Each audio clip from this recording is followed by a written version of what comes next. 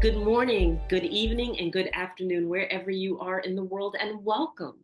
Welcome to the Infinite Way, where spirituality meets humanity. And it brings me great pleasure to introduce to you Dan Willis. And in 2001, Dan Willis was one of the Disclosure Project's top secret military witnesses that testified at the National Press Club in Washington, D.C., in front of the mainstream media of the world. This world disclosure event was asking for a congressional hearing to expose illegal secret government operations, the extraterrestrial presence, and to release the advancement extraterrestrial derived technologies. The hearing was denied, and the legacy media sanitized this disclosure to the public. Stemming from an extraterrestrial interaction in 1977, which led to the research work in the science of crystals and consciousness with IBM senior scientist Dr. Marcel Vogel. In 2022, a connection was made for an incredible ongoing information exchange on the advanced science of crystals with an off-planet Pleiadean scientist via a quantum communication implant in his friend Elena Danaan, acting as an emissary for the Galactic Federation of Worlds. These exchanges have been ongoing forever since they have been giving technology knowledge that can potentially be used on our planet for beneficial applications, as well as understanding insights in the nature of consciousness and the geometry of the holographic matrix of reality. Welcome, Dan. Oh, it's a pleasure and honor to join you, Enola. I'm so happy to have you here and really would love to explore a series of topics. And I know that we only have a few, well, I'll say a couple of hours. But I want to reserve the right to have you back if we don't get to everything. Absolutely. So, first of all, tell us a little bit about your story, okay?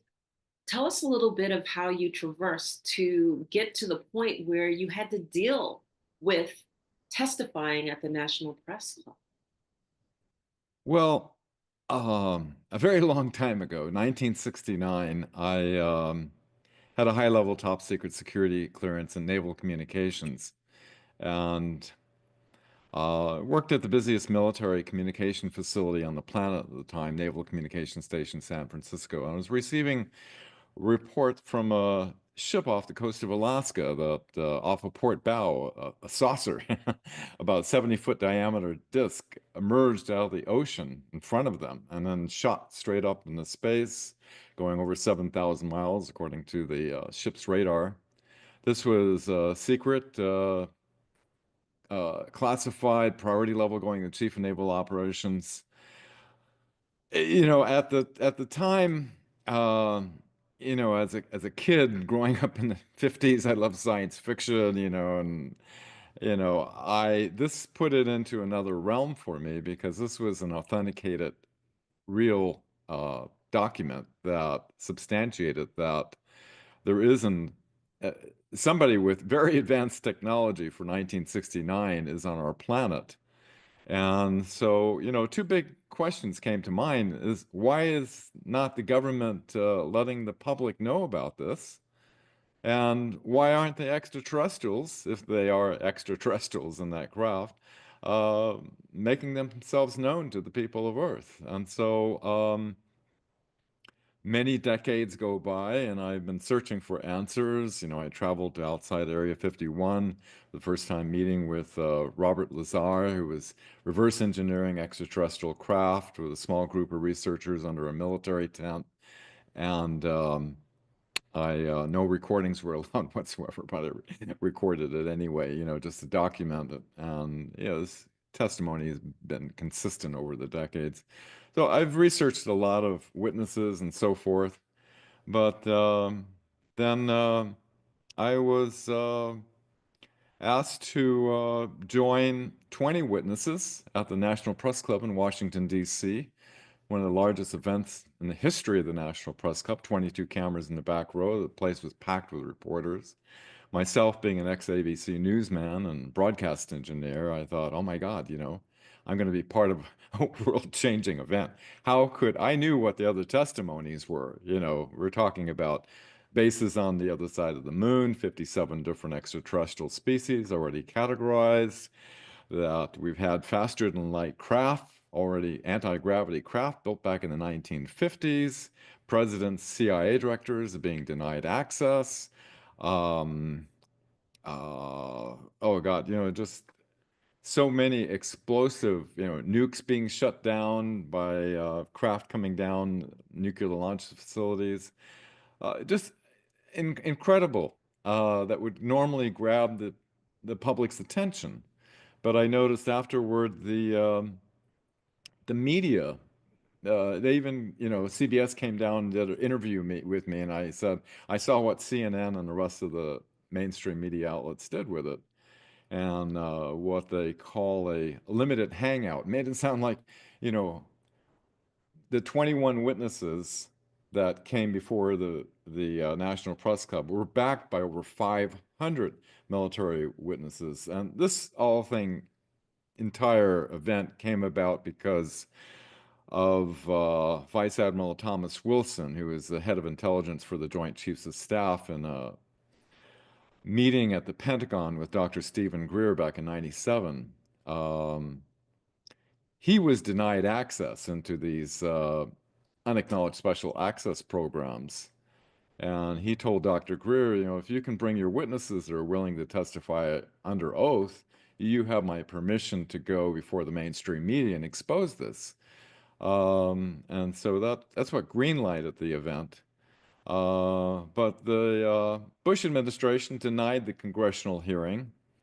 I was interviewed on CBS, like I was saying, and I I said I'm not doing this interview unless I can say we have the scientists which can prove we have 0 point energy, that we don't need nuclear, oil, or coal. Excuse the interruption. Um, and interviewed me for about 45 minutes. And afterward, the producer said, I'm sorry, I never had this happen before, but the higher executives made me cut that part out. And so I became aware of there is definitely an orchestrated effort in order to uh, control the public's perception on the extraterrestrial issue. And there always has been an orchestrated effort to control the public's perception. And, I So really, true. I sit back and I look at this and I go, how dumb do they think we are?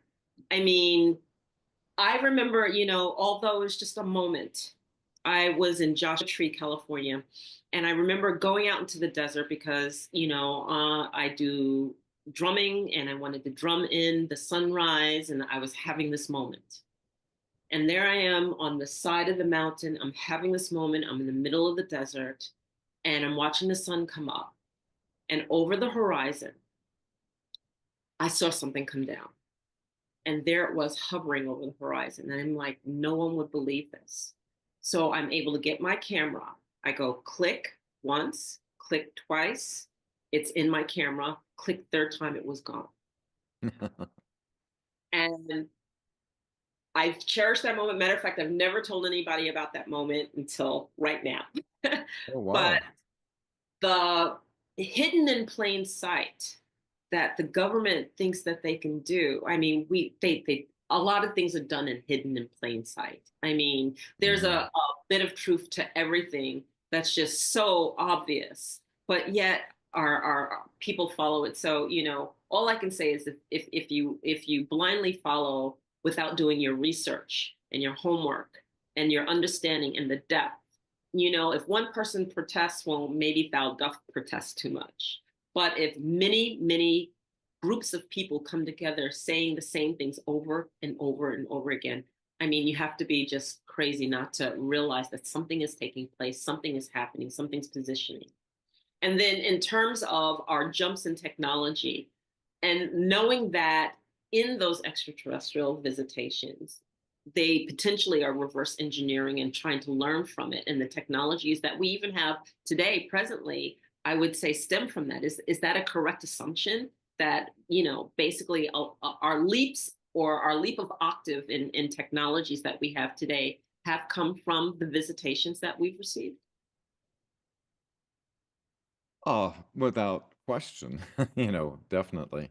As Colonel Corso revealed, who was involved in that, where they were disseminating out into the public sector, some of the things in the corporations were discovering in the retrieved extraterrestrial craft.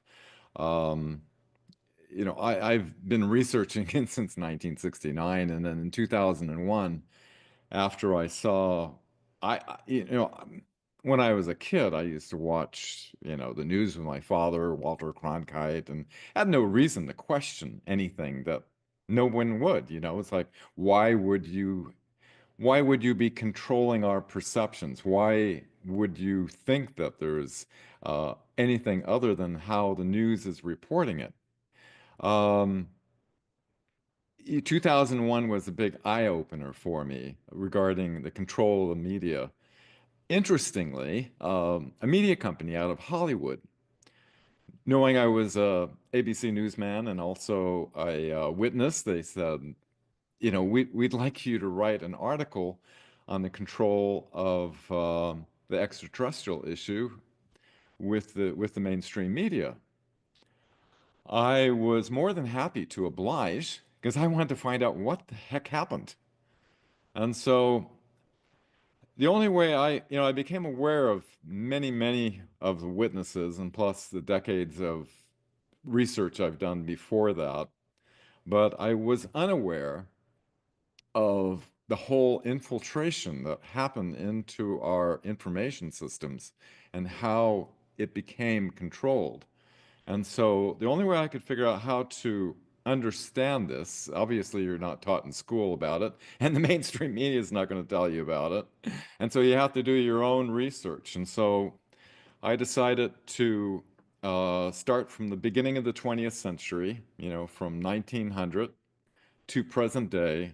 And I was aware of all these different witness testimonies, and I started plugging in all these authenticated classified documents and started piecing all together everything chronologically. That is a way I found I could understand what has been hidden by looking at it over time and looking at the different pieces coming together, because the more of the pieces that you put together, the more of this hidden reality starts to unveil and reveal itself. And when you researched thoroughly, the reality that comes about, you understand why it keeps its own best secrecy, because you attempt to explain it to somebody and it sounds like the most incredible, bizarre science fiction plot you could ever imagine. Um, it's true that the Nazis escaped. They developed their own secret space program. They landed on the moon in August of 1942. They had developed anti-gravity by 1934. The United States didn't develop anti-gravity until 20 years after, by October 1954, as Dr. Stephen Greer testified. Um, and and there was an infiltration of a plan to using psychological warfare. They called it Weltanschauungskrieg, which stands for, in German, it means worldview warfare. Mhm. And and if you look at Operation Mockingbird, Alan Dulles, who was infamous for the Nazi infiltration, you look at the Invention Secrecy Act, 1951. Anybody that has um, anti-gravity, free energy, um, if you have technology that will prolong human life, you have technology that will increase human intelligence. you'll receive a national security order from the Sensitive Application Warning System within the Patent Office that your invention has been deemed to be a detriment to the national security of the United States, therefore you cannot share it with anyone. And I spent 10 years, Dr. Stephen Greer set up a corporation to identify these. Since we couldn't through the normal military channels, we tried to uh, bring out technology in the civilian sector. And so I spent 10 years meeting with, I was a technical advisor because of my technical background.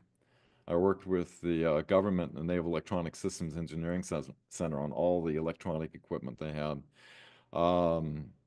And every situation, it, it it was just a nightmare story. Anyway, they have a system in place to keep us using nuclear, oil, and coal and these obsolete, dangerous technologies, whereas uh, we, in the scale of civilizations, you have, civilization level 1, civilization 2, which is where most people think that we're at.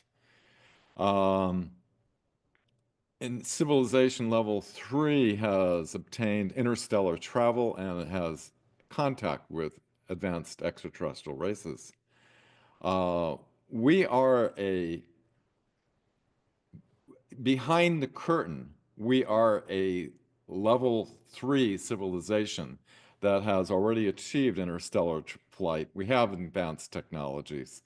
But we have this curtain of secrecy that has got everybody to believing that we're in a stage 2. And so, things like the Space Force and things, all of a sudden you're going to find out, oh, we just discovered anti-gravity, and things like that will start coming out. Um, Medical technologies. When I worked with uh, I had an unusual experience back in 1977 with an interaction with a type of being. It's called an emether. It's part of a group of extraterrestrials that are part of a science transfer program to our planet. It gave me advanced science understanding that uh, left an incredible passion in me to try to understand what this experience was about geometry and consciousness and the matrix and all this. And so I sought out in the early 1980s Dr. Marcel Vogel, who was IBM's head scientist, who had, he had like 140 patents. He was an incredible genius. He created, liquid crystal displays, magnetic coatings on hard drives, color phosphors for television.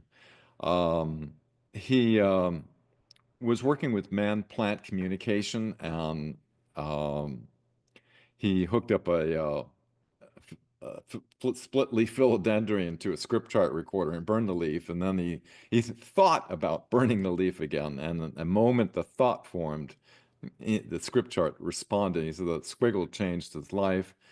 Long story short, led him into researching quartz crystals. Mhm. And so I joined him in research. Actually, went to the mines and brought him a huge batch, which he was cutting for 2 dozen medical doctors in the San Francisco Bay Area. Um, so from that experience, it's interesting as the introduction went. My friend Elena Danaan, who's a French archaeologist who is a contactee. She was abducted when she was 9 years old. They rescued her. They had to repurpose the implant that the Greys put in her. And this is all due to agreements that happened back in the 1950s with the MJ12 group. And so she has graciously volunteered to be an emissary as a bridge, the connection between the Galactic Federation of Worlds, which is orbiting in our solar system, Mhm. and allowed me to uh, because I was kind of brought into the science transfer program, they allowed me to ask some questions, So I was completely thrilled to be able to talk to a Pleiadean scientist about the science of crystals. And so this has been going on since April of 2022, 3 years. And there's 200 and some pages of a communications log, and I put together an international team of scientists that has worked with this technology that we're receiving in order to give some beneficial technology to our planet from their world. So, it's been quite an honor to be able to receive this information, and so that's what I've been working on. That's phenomenal. And I want to ask one question before we get into the work that you're working on presently. You know, it's so interesting that this world hides everything. And like for a period of time, we've been hearing this hype that, oh, they're finally going to acknowledge extraterrestrials. They're finally going to acknowledge it. They're finally going to acknowledge it. The government's going to release papers. They're going to acknowledge it. It's coming, it's coming, it's coming. But yet we still haven't seen it come. But when you do your research and when you do your investigations, I look at how Washington was built. Everything was built on sacred geometry. The sacred geometries and the layout are all designed such that the ultimate power is given certain specific points, the obelisks that are in place. Every single thing is laid out for the communications and everything to embrace interstellar communication, but yet, again, that's another piece that's right there, obvious, but if you don't do the homework, like you said, you're not going to realize it. When you look at uh, uh, the layout of Europe and certain of the key locations, also the sacred geometries are there across the board. The pyramid structures, are another piece that are communication centers that are laid out all across this world, and again, they're in key structures and they're in geometric layouts. And if Mhm. you take the time to look and see how they're laid out, what they're aligned to, how they're aligned to each other, again, you see another whole layout. I work with a lot of people, and another thing that's been happening across this world is that vortexes have been showing up. Vortexes have been appearing and disappearing. I had a beautiful woman come to me during a festival that I'm usually the spiritual grandmother at various different indigenous festivals. And she's like, here is this, and how do I describe it? It looked like a wobble in the front of the picture, but it was a vortex. Like she's like, should I enter in it and explore it, or should I just stay out of it? And I looked at her and I was like, do you have loved ones that you always want to see? Because the possibility of you entering in doesn't mean that you'll be exiting, you know? But there it was, captured on film, clear as day. Clear as day. It seems that the interstellar communications is ready for us, but we're not ready for it. Mm. It seems like we are prepared in the, like you said, if you take the time and you do your homework and you really research, we have everything that we need. But it's just the mindset.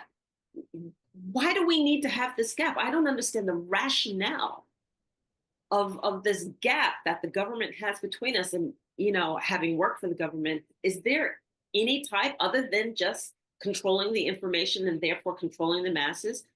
Why is it important to dummy down a good majority of the people around the world to think that, oh, that's ridiculous, oh, this doesn't exist, oh, et cetera, et cetera, et cetera? It uh, it's quite evident to anybody who researches that we've been under psychological warfare for a long time, Um, and that the one of the key elements is the control of the information systems. All the networks. When you realize that there was 50 media companies back in 1983, and then the CIA consolidated control down to only 6 corporations. And if you understand, the top executive positions are controlled by people who are in the Council of Foreign Relations, Trilateral, and Bilderberg meetings, um, that are all centrally controlled toward an agenda. This is why the newscasters all have the same Story. verbiage, because they were just reading the teleprompter. Yeah. When I was an ABC newsman, I would receive information from United Press International and Associated Press, and I'd read the news report, and I had no idea who's forming the information. I just naturally trusted it, as do, and people who become aware at work as a newscaster, and if you don't tote the line, you're fired, you're out. Um, so what happens is you have a lot of innocent people, just like I was innocent in 2001. I had no idea of the control of the information systems. Um, and and so if you're able to control the information systems, then you're able to control the perceptions of the population. And therefore, whatever agenda that you have, you can move the perceptions of the population to support that agenda. And and the extraterrestrials know that. They know that they're looking forward to us to sort this stuff. They call it there's a lot of different names. The common ones, the deep state. Until we can basically become aware and clean house, of these elements, and become a peaceful civilization, we can then be off probation with the Galactic Federation of Worlds, which has about, oh God, what is it? What number I heard? Like 30,000 civilizations across the entire galaxy. Well, it's kind of like a NATO, whereas if you got some badass aliens like reptilians or whatever, coming in to attack a world, they join together. It's a military organization, the Galactic Federation of Worlds, and they protect civilizations from marauding extraterrestrials that are attempting to enslave people. Now we've had uh, the Draco, they're basically from the Sakaar Empire. They're a reptilian race that back in 1957 was Professor Hermann Oberth, who was the father of modern rocketry, was Wernher von Braun's mentor. They asked him, how did Nazi Germany ever achieve such advancement? He just said publicly, we had help from the people of other worlds. So they developed their secret space program down in Antarctica. People who research should become aware of Operation High Jump, where all of Admiral Byrd's fleet was wiped out because they had advanced anti-gravity and directed energy weapons. They had to hush the whole thing up. They, you know, you, the military and the government is such that if they can't control something, what they do is they don't tell the people about it. They don't tell, we don't have no control over this. They basically hush the whole thing up with extreme secrecy. Um, so, there's been a lot of good things that have happened in our solar system that the public isn't fully aware of, and that is we had two primary enemies. It was the Greys, which Mhm. back in back in 1954, President Eisenhower met with the Galactic Federation of Worlds and warned them about the deceptive Greys. They were basically a hive mind group that's like bees and ants. They all operate from a queen, one mind, and they're in Office of Naval Intelligence was working with the Galactic Federation of Worlds, actually gave Gene Roddenberry the script of, the Prime Directive is a real thing. You have, warp drives, teleportation. All these concepts were meant to put into the collective mind of the planet in order to create a bridge to the future. Right. And, and so, what happened back in, we have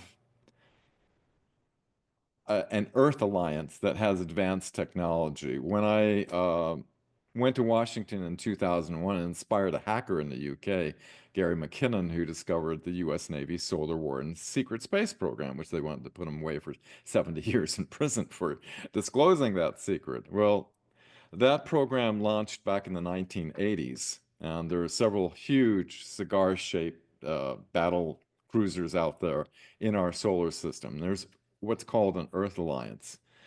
Mhm. And the Earth Alliance, working with the the Earth military that's highly advanced with this advanced anti-gravity and other advanced technologies, working together with the Galactic Federation of Worlds, extraterrestrial, they purged in 2021 and 2022.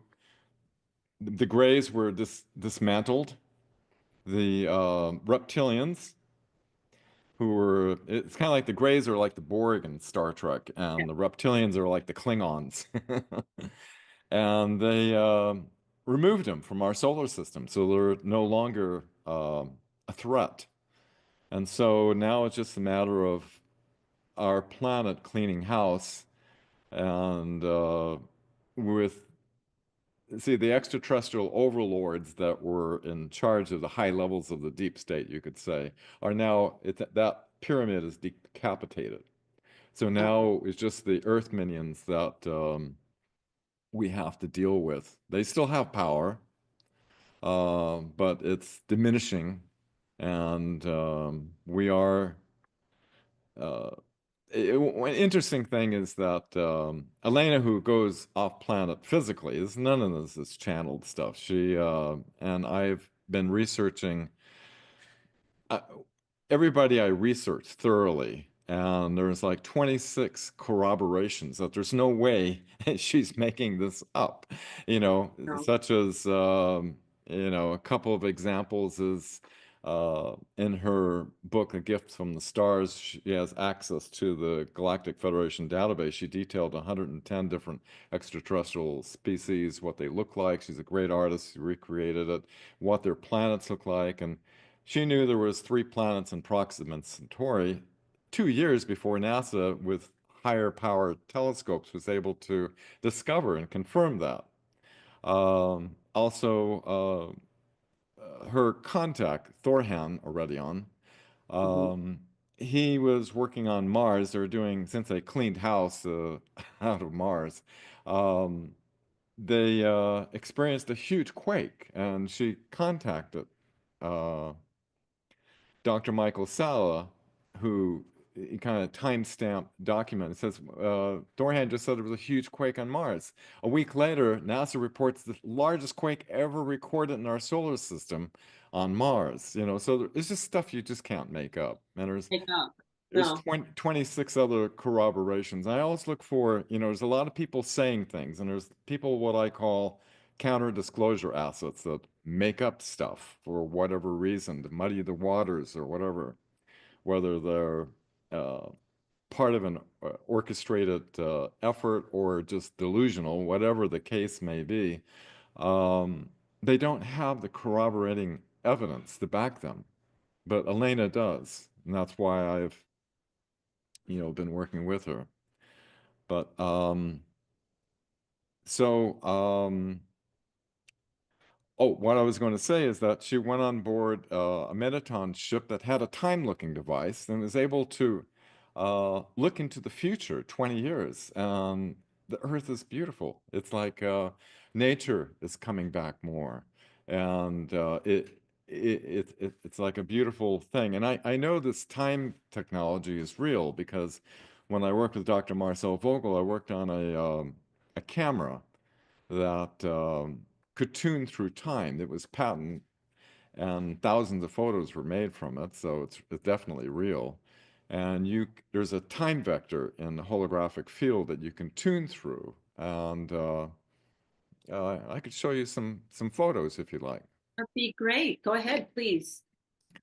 Let's see. Let me go through here. So when you say that it can, is it actually showing dimensionality? What exactly is it going through? Because space, time, continuum. Um, uh, you mean regarding its tuning through the time vector? Yeah, when it's tuning through the time vector, what is it actually doing? Well, uh, the past and the future exist in the moment. Right. And when this camera, which is like this is a consciousness assisted technology. Okay. And so I'll bring up the slide.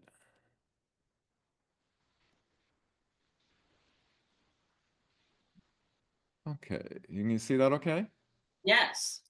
Okay, this is a patent in Paris, France, 1955. Um, this instrument, some people call it radionic. It's tuning focus for the mind, essentially. Had sound oscillators. A drop of blood from the mother is like 50 miles away because the universe is holographic, and within that mother's blood is a holographic representation of the whole of her, not Ah, only in this moment, but in the past and the future. okay. And so, what the drop of blood acts as a witness, and and so these sound oscillators, the sound comes up and is modulated and creates a holographic pattern in space that's reflected back with these lenses onto a photographic plate. Now, this is 1950s technology, so Ah, this is crude compared to the extraterrestrial technology. okay. Um, Here you can see tuning through. There's a time spiral which you can tune forwards and backwards in the time. Okay. Here's the mother at 1 month, 2 months, 3 months, and 6 months of pregnancy, different levels of gestation. Right. Um, Here you can see a homeopathic pill. You can see the actual flower remedy of the homeopathic pill being emanated. Here you have a seed, just a seed of a lily, and you could tune through the time of that seed in going into its future bulb and flowering cycles. So this is technology that this uh, there's not very many things on this planet that can substantiate tuning through the vector of time. But this was one of them, and it was real. Thousands of photos were made. This is, as I said, primitive compared to the extraterrestrial technology. My friend Alex Collier is an Andromeda contactee. He explains how the medbeds work, where they can tune through the holographic field of time to the point where your body was most optimal. And what they do is they overlay that pattern onto your body, and it morphs into the healthy pattern. So is My a frequency, okay, because our bodies are really fine-tuned into a frequency. And so an organ, when it's off frequency or off its balanced frequency of where it's supposed to be resonating, is typically, that's when we start feeling symptoms of, something's not right, I don't feel good, when it's off balance long enough, right? So is this insinuating that overlay of frequency of the total body being tuned to the right oh, frequency this so next that it can actually go to that frequency and then be right aligned? this next slide is perfect because it answers that question. Okay. This is my kind of a photorealistic representation because of the prime directive can't take photos yet. What Jen Hanaredian looks like, my contact who I've been communicating with for the last 3 years. This is how he describes how the fractal holographic technology of the medbeds work. He says, quote, some medbed technologies use fractal holographic technology. Let me explain. The fractal core formula of the tissue to repair is recorded, and the perfect unaltered geometric pattern is reconstructed and superimposed on the damaged pattern. the old pattern instinctively pairs and morphs into the new one because, this is important, because the universe tends toward perfection. In other words, you have a dissonant pattern, you put a resonant pattern over it, it will choose the resonant pattern because of the nature of the universe. It is a holographic fractal repairing. Sound frequencies use to tie in the new pattern to the old one. You remember how I explained earlier that holographic structures are constructed or altered by frequency. So that is how the medbeds work. Is that the reality that we are in is holographic, and the nature of the universe. We're all fractals of source. Um, we are being a fractal of source. We're dual in nature, like source is, and creative. We have the ability to create and change reality with our consciousness. Our pineal gland is an interdimensional vortex that's made up of these calcium carbonate crystals that act as a connection to our soul and to source. Source the structure of the holographic structure of the universe is such that it's based on the flower of life pattern, but it is these infinite number of dimensional spheres. Within each sphere is what's called the ether, and each sphere is different. It has different levels of density, and in particular, one that we're in has 12 densities. Source radiates from the highest density down to the lowest. And so creation affects the lower does not affect the higher. And source is at a level of near perfection and resonates with the frequency of love.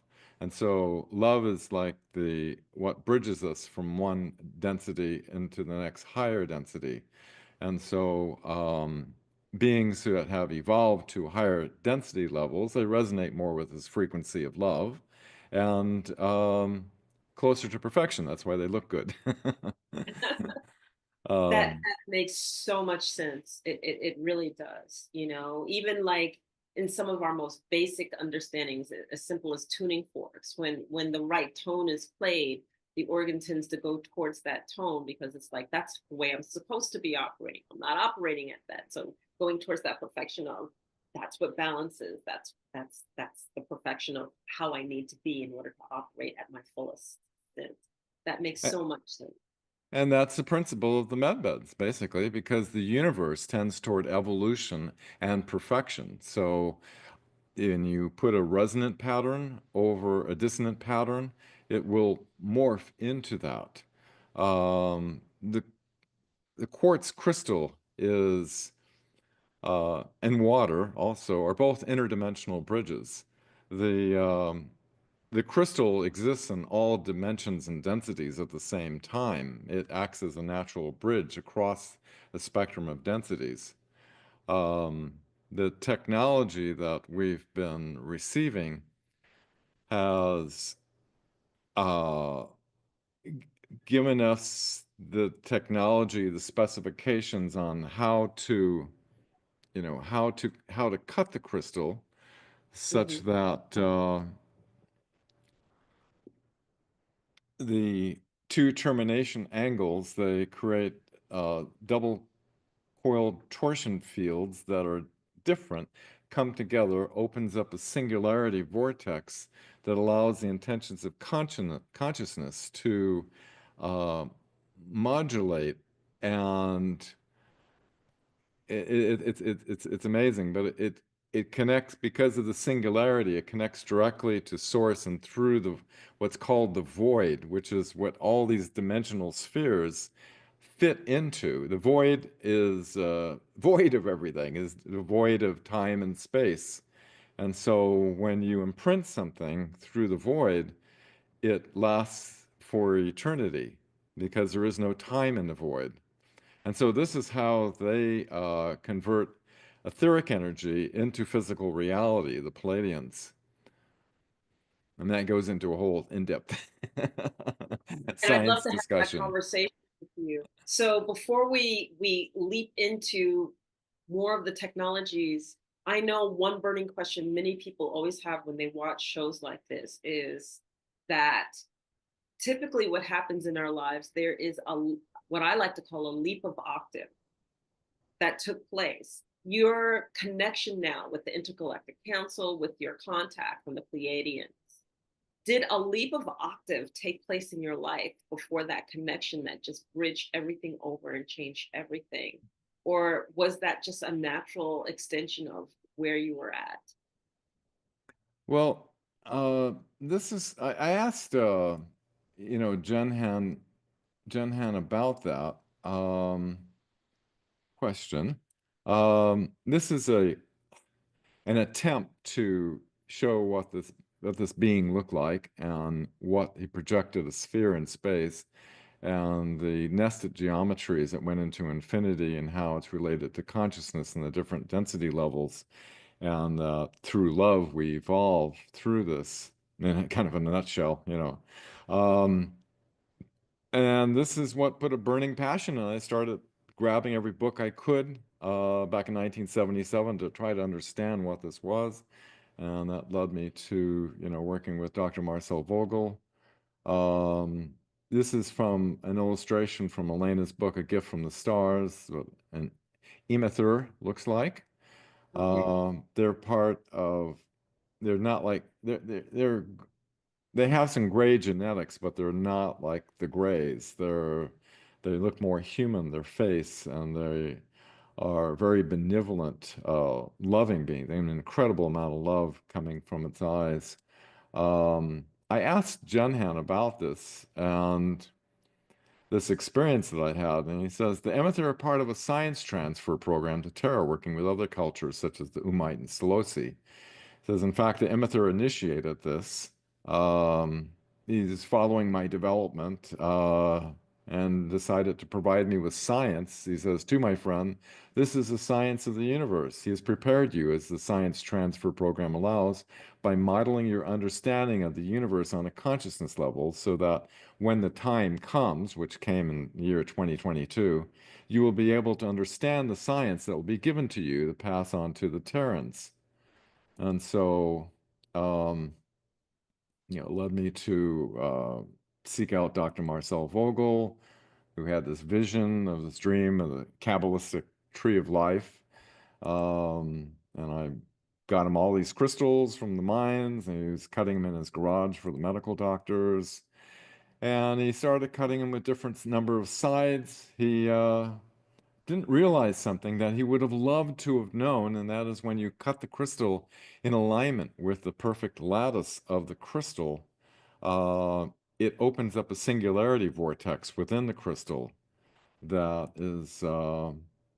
He used his techniques, and I used his techniques as well, and had incredible success with a lot of different situations. You know, I have to share with you a little story too. When you shared about the crystal and the bridge that it has, and how it's interdimensional and it bridges that gap. And it's so funny because in my shamanic practice, right, we use crystals to capture or to clear the various person from entities or energies that aren't serving them, you know. And what you explained in just understanding the bridging part is why I can use that same Vogel crystal here and clear across halfway across the world. And people have a physical, visceral reaction sometimes. So I know that it's working. I know that it's clear. And I never understood what was taking place. I just knew that it did take place. And you just gave that scientific explanation. Yeah, it's a you know, Genhan Radian, their technology is 300 years more advanced than us, and there is he's learning from another race, the Alteans.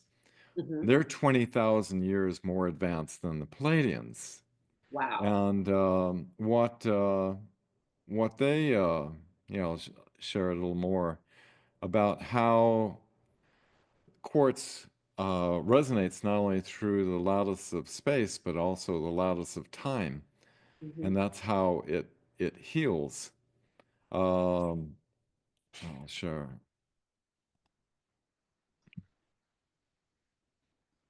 Let's see. Oh, Marcel and I were researching these ancient quartz artifacts like the skull, which Marcel saw that it was a quartz embeds consciousness, and so they used it like a transfer device from the old adept into a young girl, the consciousness.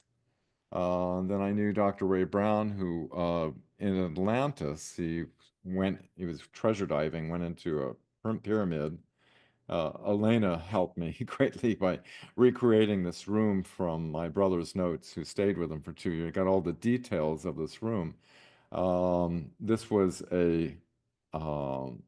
these seven elite scientists, according to Elena, of back in the time of Atla, which is the capital city of Atlantis. They were using this technology. It's an actual photograph I took of the sphere. This is the what we were looking at previously. And let's see. Oh, this is a time-looking device. This is an interesting statement. When she was looking at the time-looking device, Commander Haven said, all these technologies you saw existing 20 years from now are being produced now in this precise moment. Everything is real. Everything exists already. It's ready for when the people of Terra are ready. And a new leader will come and the dark will vanish because the light will rise. All the real leaders will rise all over the planet Earth, as you call it. And it is now very soon the time when you stand up and take the hand we've held to you. Finally take it. We are family. This was in December of 2022. And then in March of 23, she was physically taken on board a scout ship and seen inside the moon these huge facilities where they have thousands of these med beds ready to be released to Earth in the future, which would completely transform our current medical system, Yes. which would be quite a wonderful thing. This is the how they recruit people for 20 years and back, where they recruit them into a new timeline, then they age and time regress them back, and then they wipe their memories, and 20 years go along in this timeline, and you have all these different witnesses coming back out saying that they served in a secret space program, of which I know quite a few of them. I've researched, all these people and Mhm. much more. And then you have counter disclosure assets and, Elena, here I was saying about the three planets. This is earthquake report on Mars. This is Thor Hanaredian, her contact. Jenhan is actually his younger brother who, when I first contacted, he was going to university in the Pleiades, and now he's graduated. He's currently on Mars doing terraforming operations. Okay. And he revealed I was a scientist back in Atlantis, working on the crystal technology, and my specialty was medical holographic science of all things. Which is Uh, why it appeals to you so much. what's that? I'm sorry. Which is why it appeals to you so much. Yeah, something like that. Yeah, it all feels quite natural. So it seems like a science fiction movie. Um, Quartz crystals, they act as a bridge because they're in all dimensions at a time. Anyway, it goes into a whole thing of the science. I don't know if we have enough time to go into all of it, but Because as a mathematics major and a person who absolutely loves geometries, like I draw the flower of life all the time, constantly, and that's part of my logo too. There's an affinity that I've always had with the flower of life. Constantly, I've always felt that particular pattern is just so powerful, of that creation piece. And then what Terrence Howard just did with it by bringing it three-dimensional so that we could see it three-dimensionally instead of always flat, was just really fascinating. the keys of the universe are in that form. Although they're simple little circles created by a compass, within them are the mathematics of the universe. Um, Okay, we're going to run through this rather quickly, just to kind of a feeling of the science that is being shared. Um, Quartz and water are both interdimensional bridges. Tetrahedral fractal geometry is a secret of the universe. In other words, the entire universe that we're in is made up of these tetrahedral forms, very complex arrangements that form the reality that we experience. The periodic table of elements is all made up of tetrahedral geometry. Um, Light, matter, energy are part of the three types of holographic geometry. They actually have replicators on their ship that can create anything you want, a cheeseburger or chocolate shake or whatever you want out of the primordial matter. Our thoughts, every thought we think is geometric. Complex geometric thoughts are projected every time we think. When we breathe, breath, especially when you pulse your breath, as Marcel discovered, it part of the soul being is impregnated onto that, and it carries that consciousness. And Marcel was able to measure this when he's doing man-plant communications. Our DNA is in quantum resonance with the planetary matrix that we are in. There's an interresonance of conscious life within our planetary matrix.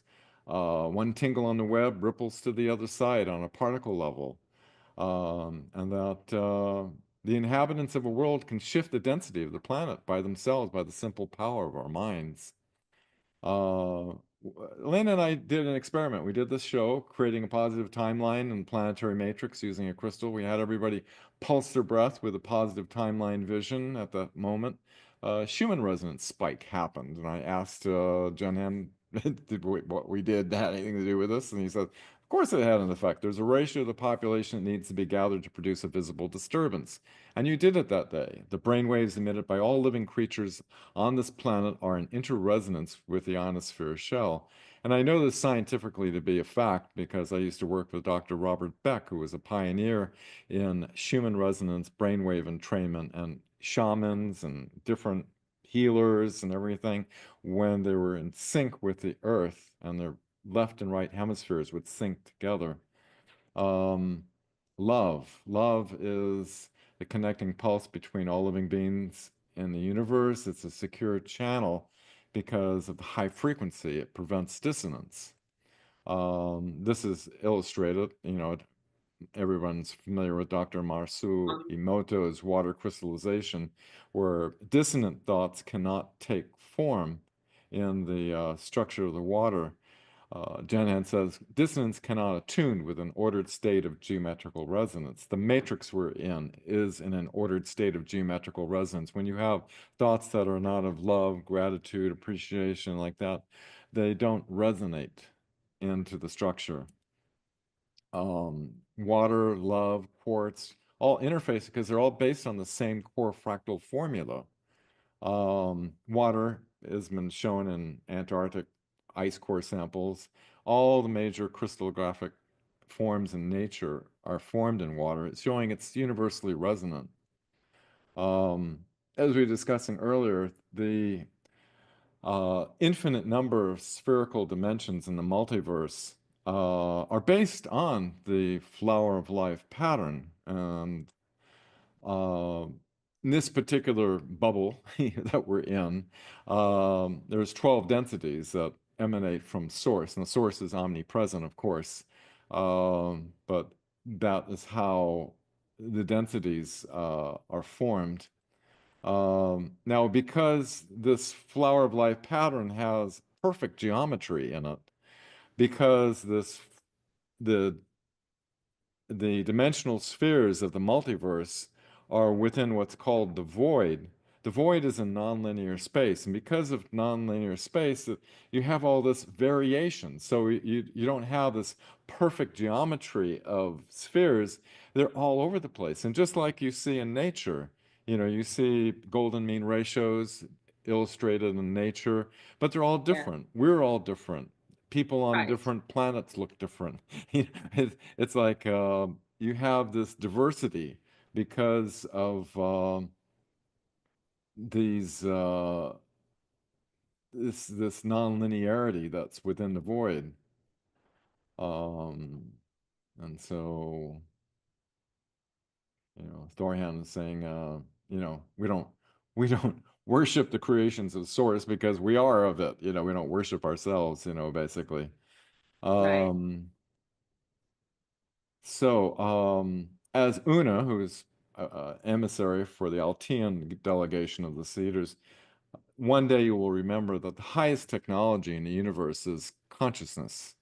Mm, And they're 20,000 years more advanced than the Pleiadians. She says quartz is a transponder by nature. It connects to the points in the grid of space, but it not only vibrates on space, but the lattice of time. Your science will soon discover this.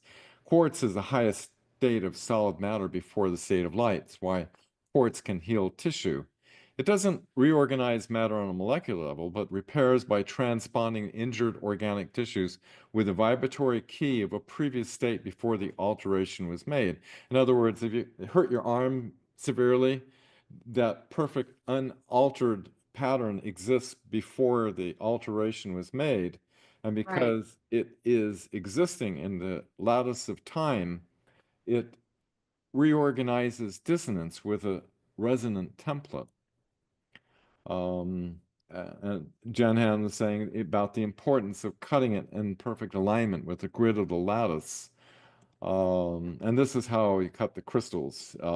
Has to be cut vertically and laterally to the Right. 6 sides, and these are the termination angles. Y, the 51.843 degree angle, the same angle as the Great Pyramid, same angle that quartz grows naturally at. It's a transponder in the matrix. It's like the receiver end of etheric energy. Why the 60-degree angle? Because the tetrahedral structure of the matrix, every angle on a tetrahedron rather, is 60 degrees. So it like form resonance with the matrix. And so it's interesting, Egyptian obelisks are set at 60 degrees. Mhm. Um, and so this is how to modify the holographic matrix with consciousness.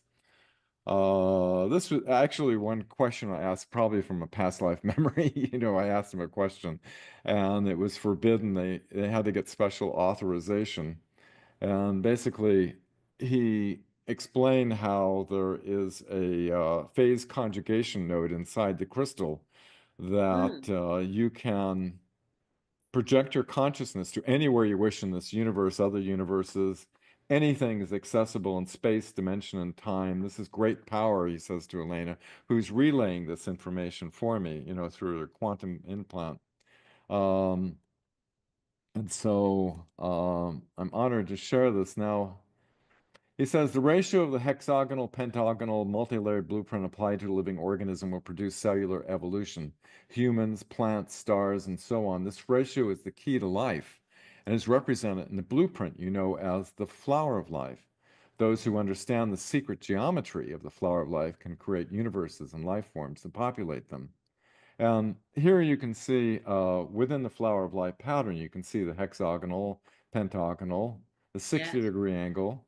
And if you expand the vesica piscis of one within the other into infinity, the 51.843-degree angle hits at the nodal points of the next dimension up. Okay. Our DNA is made up of hexagons, pentagons. And the receptive pentagonal is related to the golden mean ratio. Same as the Great Pyramid has the golden mean ratio. Hexagonal is related to the tetrahedral geometry. So this is a receptive end. You could say it's the female end, but it's not biological. And this is Hmm. the active end. This is the part that writes into the holographic matrix. The geometries of the angles of inclination creates different vortex spins, depending on the angle. These two dynamics counter-rotate and meet at the vortex singularity. Because of this counter-rotating dynamics, the vortex is opened by phase conjugation of the two frequencies. I asked him, what would happen if they were both the same, and he said they would just cancel each other out. At the same frequency, the dynamics cancel. You need a difference in the speed rate to create a dynamic for the experience to tend toward perfection. And since nothing in the universe ever reaches the absolute point of perfection, the universe is alive through the dynamics of evolution. And Mm. so this is essentially how they create physical reality out of etheric energy. He says the 51.843 angle geometry transpons the etheric energy, coming in on this sun, and the 60 Right. degree angle geometry imprints it into the holographic matrix of the universe on the sun. This is a great network. This is how we implement etheric energy into physical reality. And this is how the liminal geometric point of transfluxation, otherwise called the eye, this is where these two vortices are coming together and creating this transfluxation that allows the intentions of consciousness to imprint a geometric thought pattern. And so when your consciousness interfaces with the open singularity vortex, you can alter and modify the holographic matrix. I asked him about this Krillian photograph, showing this double coiled, and he said the pyramidion creates a frill vortex. The frill vortex is etheric energy. The vortex you depict in this visual is etheric harvested by the pyramidion. The dynamic influx of harvested energy, the mathematical ratio, generates a double coiled torsion field. The So it's two like a Kadisha. dynamics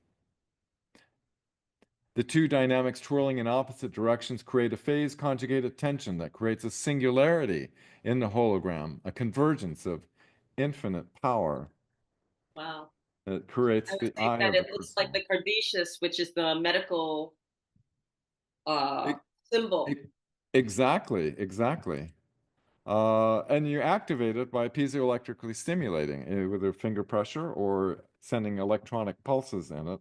It creates a dynamic reaction between the two polarities of the charge triads of the lattice structure, then creates an exponential reaction that triggers the singularity portal.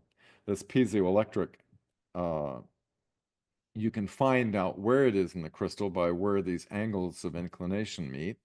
Uh-huh. So I put a little, little piece of tape on the crystal where you put your fingers. Hmm. And we set up originally primitively to keep the vortex continuously open by putting up single generators and putting pure silver electrodes across the eye. The designs evolved a little bit. And your brainwaves need to be in gamma level in order to affect the holographic field. And so, gamma state is sometimes expressed as a deep love for all beings. Mm. The pineal gland is, as mentioned earlier, is organically produced by tissues of the human body. The microcrystals generate an electromagnetic field at the center of which is an interdimensional vortex for consciousness. Humans across all races of our species on any world have this vortex gland. The reptoids and Tao, in other words, the reptilians and the Greys, don't have this. That's why they can't access what we're able to. Okay. This interface between the vortex within our pineal gland and the open vortex within the crystal, the interfaces, so you can, do a visualization if you want and implant it. Um, I'll just go rapidly on this. This frill, this is how they power their world. This is how they power their spacecraft. They have quartz crystals in the center that the frill charges the red ionized mercury plasma spinning perpendicular. It creates the anti-gravity propulsion system of their spacecraft. One of our scientists in Paris, France, yeah, Einstein got it all wrong. Anyway, uh, Yeah. uh, they use these frill generators on the planet Era. This is his older sister. She's 160. Um, and she's a temple generator attendant. Elena actually saw this large crystal with double coils of two different types of metal on the planet. And as you were saying about the caduceus going up, Yeah. frill is the essence of the dual nature of sorts. The two serpents aren't two different types of atomic matter. No, they are the alpha and omega. They're the void and matter. They are created and uncreated, yet existence and non-existence, construction and deconstruction, the electrodes of the universe that spark source. Source is dual in such ways. When you set the two serpents free to dance around the crystal, they create the very essence of source, frill. This is a reproduction of the great creation. And this is how their frill generators power their planet. Basically, these are pulsed at the frequency of 4096 alternately. Silver is wound counterclockwise, the copper is wound clockwise. So you have this dual torsion field that opens up the singularity vortex in the crystal, and it connects to source, which the frill emanates from, and they have a harvester on the top of it, which using quantum entanglement, they don't use wires and things like we use. They transfer energy wirelessly to all their secondary devices on their planet. Um, and so we built one, we built a small miniature one, my science team and I, that conjugated the crystal vortex with the torsion fields. The copper is one perpendicular, you're repulsing the coils alternately at 4096, which is the resonant frequency of the quartz. We presented it in Orlando, Florida back in 23. And first prototype made on Earth. And we actually, this is just recently, we gave a gift back to them. Elena, actually, we had some crystals cut and gave it back to them as a gift for the knowledge that they shared. Uh, these wonderful people are having their cutters cut according to the specification. Let's see, go through this. Other things here. Okay, that goes into maybe for another time, how to use the healing procedures and so forth. But I think I'll stop there. Um, so Yeah, let's that's reserve kind the of right. a quick overview of some of the information that's been shared. Yeah, yeah. So I love the fact that you talked about the breath pulse because in the indigenous teachings that I have from the Quiros Indians of Peru, everything is done with breath. You Yes, know, you blow your prayers onto a particular the coca leaves, or you blow your breath onto whatever it is that we're doing. And it's always like breath three times to the stone, to everything, so that way your energy is embedded into that stone, so that as we're clearing you and working, absolutely. soul knows exactly what soul to do it. And it's funny because it doesn't matter whether you're in person or whether you're online or whatever. If that breath is blown, it is felt. It is felt. Doesn't matter. And Yeah. so I found that that was really, really interesting of what you said. And it's just like there's indigenous knowledge that uh, uh, uh, captures some of the things you're saying. And again, that indigenous knowledge, it doesn't have the science behind it or anything. They just do it. They've always done it. It's always been there. That's what they do. And it's beautiful to be able to bridge some of that together right here as we're speaking. Yeah, yeah, we're indigenous knowledge, we're all fractals of source. We have all the same access to the wisdom and knowledge of source within us. It's like this, that which we call intuition, or, just through, it just intuitively know, that the breath, when you pulse it, it's like it like Danaan says, it impregnates into the crystal a parcel of the soul being, that your consciousness is. And when we talked about the crystal skull, that's what the Marcel saw the priest was doing, with pulsing his breath, directing the consciousness from the older adept to the young girl into the So crystal. that's another one because there's the story of the 13 crystal skulls, right? That was shared by the 13 indigenous grandmothers, of the fact that there were 13 crystal skulls, and then the 12 around, one in the center. The one in the center was the main one. And what was happening is that certain information was transferred from these 12 points of distribution across the world to this one particular skull. And then they, that's how they transferred knowledge from generation to generation to generation to generation through these 13 crystal skulls. And now that the skulls are scattered, certain pockets of that information are with those particular tribes that have those skulls, but again, just another just little brief thing of the stories I've heard about the 13 crystal skulls, and then here you are saying this is how the knowledge was actually transferred, and Yeah, it again. but it makes sense, having the shape of a skull. Everything's form resonance. Yeah, Form creates frequencies, and frequencies create form. And if you have a shape of a skull, it's form resonance with our skull that we our our knowledge and everything isn't in our brain.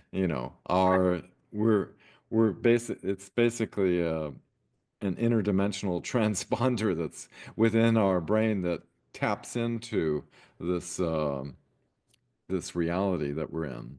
yeah. And then the last thing I'm going to ask you, and I know I need to let you go.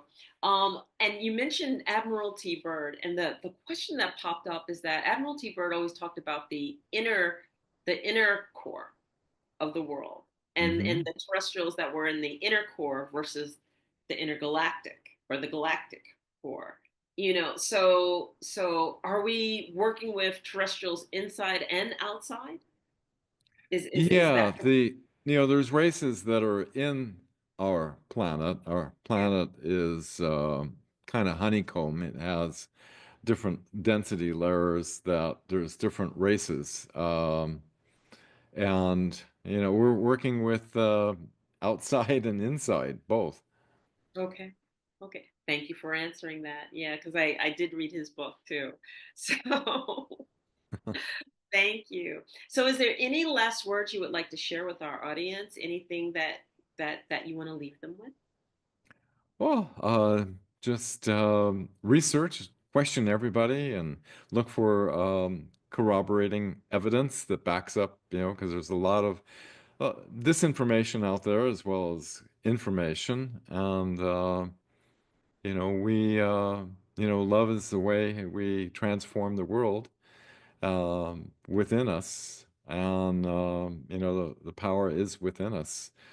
And, um, it's I just keep a positive vision. I have a lot of hope, but my hope is based on a lot of research and knowledge, and I know that we're going to be entering into an incredible era that will transform everything that we know. Um, the technologies will change, transportation, medical. Um, just every aspect of life is going to transform as we take care and grow up and mature as a race on this planet that can enter into an alliance with other advanced cultures, and it's going to be beautiful. So, how can people contact you if they want to get a hold of you? Well, I've in honor of Dr. Marcel Vogel, if you go to marcelvogel.org,